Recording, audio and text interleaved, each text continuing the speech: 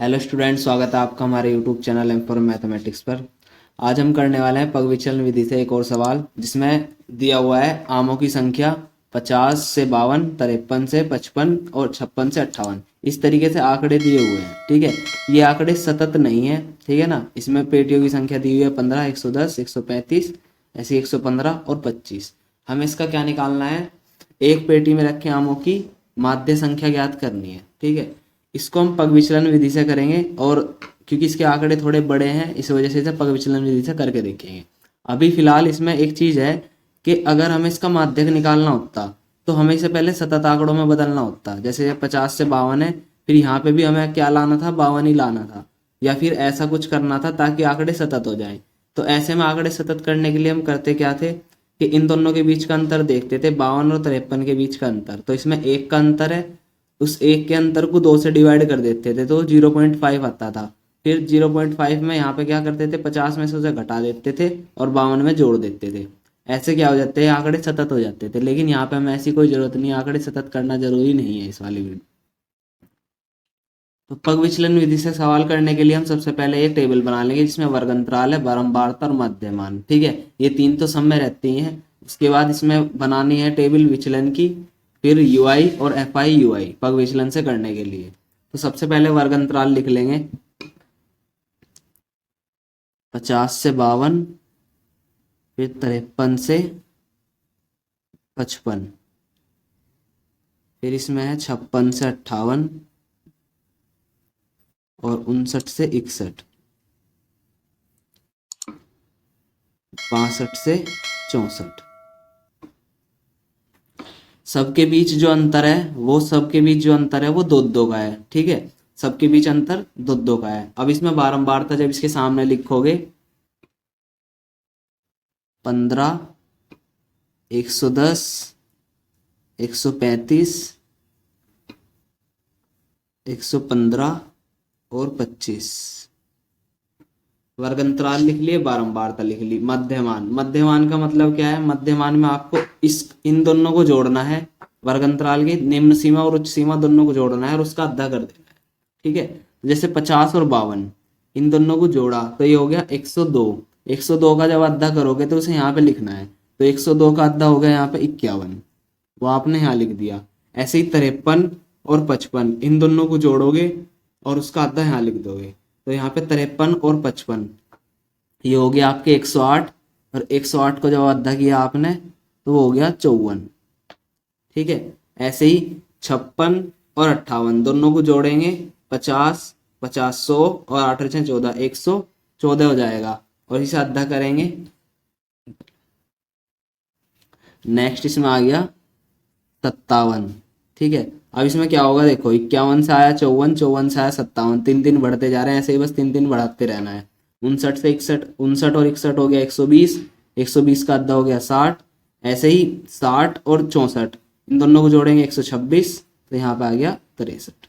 ठीक है, वर्ग अंतराल, बारंबारता, मध्यमान, ये तीन चीज तो लगभग सब में निकलती हैं, कोई सी विधि हो। ठीक है, अब करना क्या है? ये निकालना है विचलन।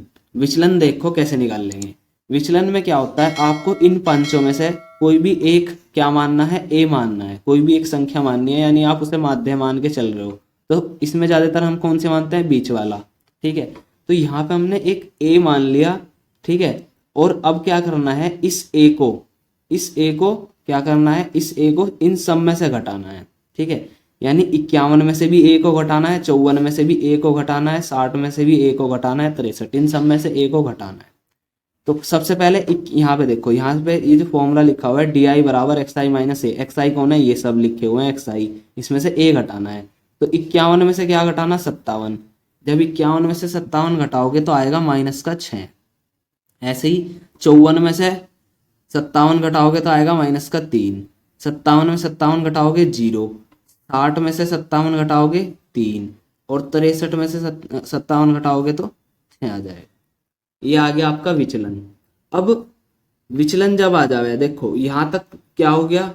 ये जो तुम्हारी, अगर हम कल्पित माध्य विधि से करें तो यहाँ तक कल्पित माध्य विधि का काम हो गया। और उसके बाद हम इसमें क्या निकाल लेंगे? Simply sigma F I D I निकाल लेंगे, और उसके बाद एफ आई और डी आई ये दोनों है, इन दोनों की गुणा कर देंगे।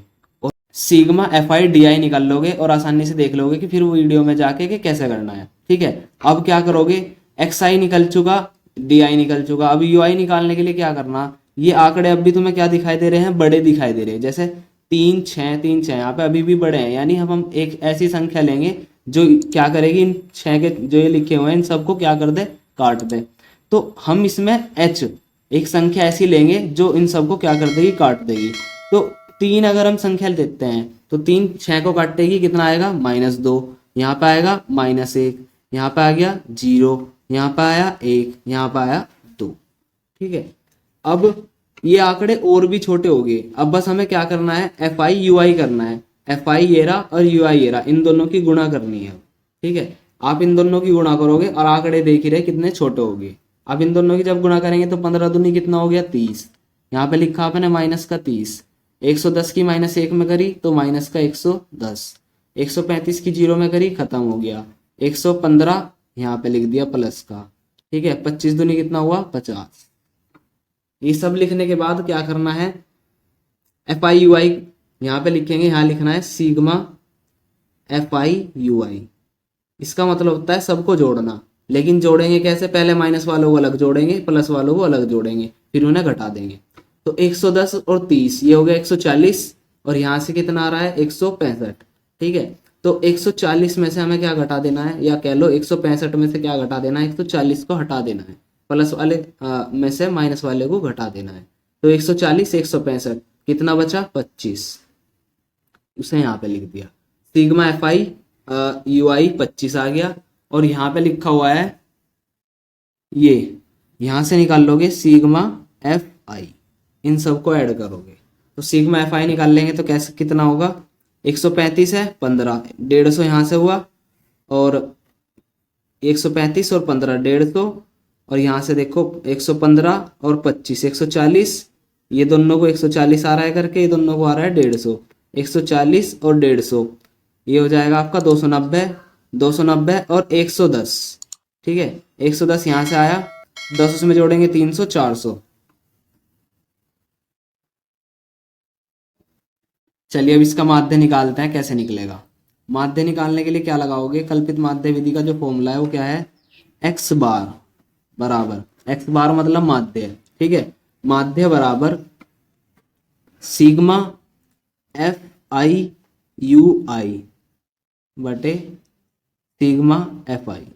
ठीक है, अब क्या करोगे, यहाँ पे हमने एक संख्या से क्या की है, भाग, यहाँ पे h से भाग करी है, तो फॉर्मूले में h में क्या होगी, गुणा। ठीक है, यहाँ पे हमने a घटाया है, एक कोई संख्या घटाई है, तो फॉर्मूले में वो संख्या वापस क्या कर देनी है, जोड़ देनी है। तो ये हो जाएगा x बार बराबर sigma F I you I upon sigma F I गुणा h प्लस a। ठीक है, जो हमने टेबल में जिससे भाग करी थी वो यहाँ लाके गुणा करना है, जो टेबल में a घटाया था उसे यहाँ लाके जोड़ देना है। पहले गुणा होगी फिर जुड़ेगा। ठीक है, तो ये सारी जो वैल्यू आई है उसके अंदर रखनी है। अब सिग्मा एफ आई यू आई आया 25 बटे 400 गुना h लिया था हमने 3 प्लस a 57। ठीक है, अब क्या करोगे, 25 एक बार काट दिया है ना, फिर इसको काटा, 25 एकम 25 और 25 का 150, 1/16 आया, 1 की गुणा 3 में करी, यहां से आया 3/16 प्लस 57। 3/16 को भाग करोगे और जो भी आंसर आएगा पॉइंटों में से 57 के अंदर जोड़ देंगे। ठीक है ना, जब भाग करते हैं इसको, अब इसमें 3 से भाग कर, 3 में जो है हमने 16 से भाग करी, तो 3 में जब 16 से भाग करते हैं तो आता है 0 पॉइंट, ये हुआ 16 की, जब 16 एकम 16। ठीक है, यहाँ पे 30 पे हमने चलाया था 16, 30 पे 16 चलाया तो वो जो है बचा 14, फिर 140 पे चलाया तो 16 अट्ठे 128, और एक बार और चलाया तो 16 सत्ते 112, पॉइंट के 3 अक्षर तक ले लिया, प्लस किया 57। ठीक है, 57 में 187 प्लस करना है, तो पॉइंट से पहले प्लस करना है, यानी पॉइंट के बाद प्लस कर देना, तो 57 ऐड करेंगे इसके अंदर, तो ये लिखा जाएगा 57.187। ठीक है, अब इसका आंसर देखो, पॉइंट के 2 अक्षरों तक देना हो तो ये लगभग किसके बराबर हो जाएगा, 57 57.1 और ये 7 यहाँ पे क्या हो जाएगा, एक बढ़ा देंगे 9 हो जाएगा। ठीक है, तो 57.19 या 19 हो जाएगा इसका आंसर। इस तरीके से आप अपने सवाल हल कर सकते हैं पग विचलन विधि से। ठीक है, इसमें बस क्या करना, वर्ग अंतराल, बारंबारता, मध्यमान। मध्यमान निकालने के लिए इन दोनों को जोड़ो, आधा कर दो। विचलन डी करने के लिए क्या करना है, कोई भी ए मानना है और ए हर एक टर्म में से घटा के यहाँ लिख देना है। और अगर आंकड़े बड़े हो जाएं तो वहां पे किसी एक ऐसी संख्या से भाग कर देना है जो इन सबको काट दे। काटने के बाद यहाँ पे जो ये आंकड़े आएंगे और छोटे हो जाएंगे, फिर जो यू आई है और एफ आई है उन दोनों की मल्टीप्लाई करनी है और इनको जोड़ लेना है। ठीक है, तो इस प्रकार की जो वीडियो है आपको किस पे मिलेगी, एम मैथमेटिक्स चैनल पर मिल जाएगी। आप कल्पित विधि और प्रत्यक्ष विधि भी इसकी देख लें, उसका लिंक जो है मैं डिस्क्रिप्शन में आपको दे दूंगा। और इस प्रकार की वीडियो देखने के लिए सब्सक्राइब करें हमारे यूट्यूब चैनल एम मैथमेटिक्स को। धन्यवाद।